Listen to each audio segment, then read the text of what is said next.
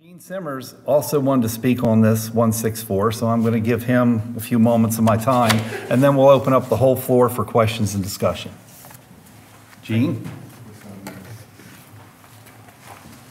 Thank you, everybody. Thank you, Alan. I've been involved. My name is Gene Simmers. I'm a retired state highway traffic engineer, and for the last 7 years, I've become whatever you want to call it, a muckraker, a whistleblower, agitator, but I've been successful. I volunteer 100% of my time to go to communities and fight development, illegal development. I was successful in stopping Walmart from being built in Bel Air. They spent probably $500,000 fighting me. I spent the nickel, didn't spend a nickel, and Walmart walked. Paragon, same thing. What I've done is, using my traffic engineering expertise, to read the traffic studies that are bogus, that are just incredibly just packs of lies. And with Paragon, I actually had probably, it was the same situation that happened in Bel Air. The consultant, the traffic consultant, somehow was able to get one of his recently dismissed employees put onto a state highway contract for engineering review. He reviewed the Walmart in Bel Air and had no comment. No comment. Now, it's impossible when another agency had 17 comments. In Paragon, same thing, same consultant, same individual, same traffic study, no comment. But when it gets out into the public, this was vigorously reviewed by our traffic engineers.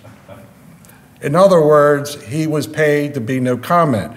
But then I dug and found out where he cheated on his expense account, overcharged the state, and when I notified the Maryland Department of Transportation, within 3 days he terminated his contract with the state of Maryland.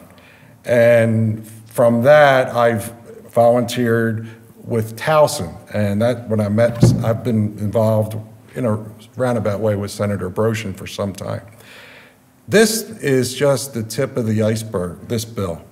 This bill is probably a result of Paragon, the Towson Gateway, where Caves Valley gave Caminance buckets of money in contributions, and they say that the Towson Gateway, where the old firehouse is, a farm store will be the Towson Gateway. Well, I don't know if I don't know what kind of a gateway that presents, but that's what it was.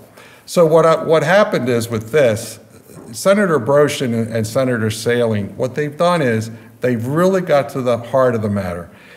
In my 37 years, I hardly ever met a developer, never. It's those consultants. And if there was ever a swamp to be drained, it's consultants. They are agents. Agents. That's a very polite term. They're the ones that actually come into your desk at a state highway office and tell you if you don't approve their project, they're going to call so-and-so at MDOT, who are all political employees. We call them sign waivers. Every 4 years they go out and wave signs. Next thing you know, they're the deputy chief of staff for the revitalization of the undersecretary, making $110,000 a year. They're there for 4 years, and quite frankly, this pen knows more traffic engineering than they do, but they're the sign waivers. They threaten state highway jobs. They actually go into the state highway offices and will say, we need work. So the state employees can't design traffic signals. They have to give it to a consultant. The consultant, and a $5,000, I might be going off subject here, but last thing. A $5,000 a month salary paid to a consultant ends up being, at the end of the month, $12,000, because there's overhead, there's fixed fee, there's this, there's that. The average consultant who sits in a state highway administration office is being paid probably close to $130,000, $40,000 a year, their company, where the state employee has to give them their work to keep the consultants busy.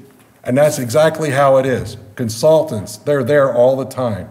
Yes, sir. Now, you had talked to the FBI before, and what have they done about this? What have they done with the information that you gave them?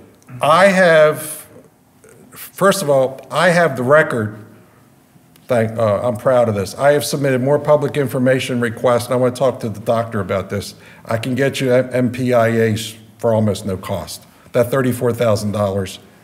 I've submitted 200, roughly, Maryland public information requests to State Highway. They hate MPIAs. It takes one MPIA, maybe 10 people to coordinate between council, engineers, administrators. You bombard them with these Maryland public, and they hate it because they're being required to do it. I have talked to the FBI on 3 separate occasions where I have gave them documents, because one thing, since I've been on television and interviewed by numerous places, KYW-TV in New York and in Philadelphia, people voluntarily send things to my home that work for the jails, the corrections, juvenile, because they know that I'll follow up on it. But there are so many state employees in various disciplines that are just being hammered by these agents. Consultants have taken over state government, and I presume, I call this bill actually, and I don't think I'll get sued for this, I call this the Kathy Bevins Prevention Act. Because if you look at what Kathy Bevins did with Paragon, just pull up on Google, Kathy Bevins, Paragon donations. And there's a Sun Paper article where it's all put in very succinct terms, the contributions she received. And I questioned her back in December at a community meeting. When did you start working on Paragon? She said 2010. And then my next question to her was, this is what got her upset. I said, if you've been working on this since 2010, why did you take $5,000 in campaign donations in 2015? And she turned to the president of the Cowington White Marsh, and she says, I'm going to tell the people, wow, he got fired from SHA, which I didn't get fired. You know, I sued and I won. They had to put me out on a year's pay. But no, Kathy Bevins is not really, she doesn't realize that those 68,000 donations that were collected against Paragon were really probably 68,000 anti-Kathy Bevins signatures as well. That's your opinion, right? Yeah, I'm proud. I'll go for that. Yeah, I'll go for that. This bill, you have to send in emails to either Senator Brochin or Senator Saley. You probably even, if you don't have a computer, you probably have time to send in a letter. It'll probably get there by Thursday. I'm going to testify for it because I'm down there anyway for speed cameras, and that's one of my other avocations is trying to rid speed cameras. But please, at least, if you can't do anything, call Brochin's office and Saling's office. It's a toll-free number. And they, trust me, I've been in their offices, many of them. They keep totals of phone calls, emails, and letters. And they appreciate it. And this bill, it has a long way to go, but at least it addresses the temporary issue of what's happening in Baltimore County.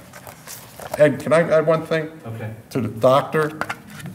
I've been hit with MPIA requests for $30,000. My group's been hit with a $100,000 bill. This is what you do. You go to the Maryland Attorney General website and you get the form, it's called Affidavit of Indigency. Now find somebody in your parish that technically qualifies as an indigent individual. Have them fill out the form. And it's pretty hard. The Attorney General's office is very good about this. They will probably grant you a waiver on fees if you are indigent, and you go just that one process of filling out that form. And I encourage you all to do that with all MPIAs. You got to know somebody who's not doing well financially and have them do it. Pay somebody, take them to lunch. Okay, thank you very much. Okay. Okay, I guess this ends the recorded part of the video.